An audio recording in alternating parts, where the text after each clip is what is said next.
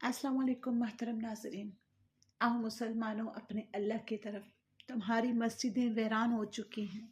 तुम्हारे घरों में नबी पाक सल्लल्लाहु अलैहि वसल्लम के बजाय गैरों का तर्ज अमल है।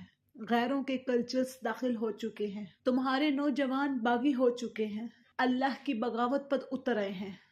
कुंतुम खैर उम्मतिन उखरिजत लिन्नास तअमुरून बिलमअरूफि व तनहौन अनिल मुनकरि व तुअमिनून बिल्लाह।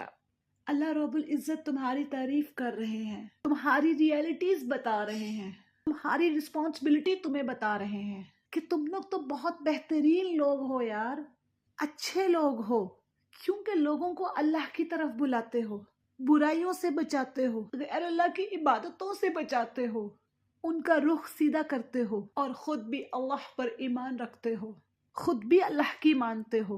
तो देखो ना यार, ना आज हम खुद अल्लाह की मान रहे हैं और ना हम लोगों को अल्लाह की तरफ बुला रहे हैं। कितना गिर चुके हैं हम। मुसलमान के दिल में दुनिया की फिक्र नहीं होती, मुसलमान के दिल में दुनिया की मोहब्बत नहीं होती।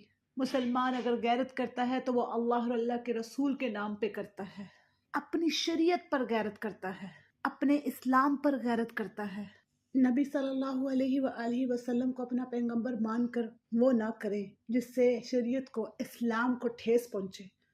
नबी सल्लल्लाहु अलैहि वसल्लम ने इस शरीयत को कायम करने के लिए बहुत दुख सहे हैं, बहुत तकलीफें बर्दाश्त की हैं, लोगों की बहुत सारी बातें सुनी हैं। अब इस शरीयत की यूं धज्जियां ना बिखेरो, गैरत करो इस शरीयत पर, शऊर से फायदा उठाएं जो शऊर आपको इसलिए दिया गया है ताकि आप अपने लिए अच्छे फैसले करें।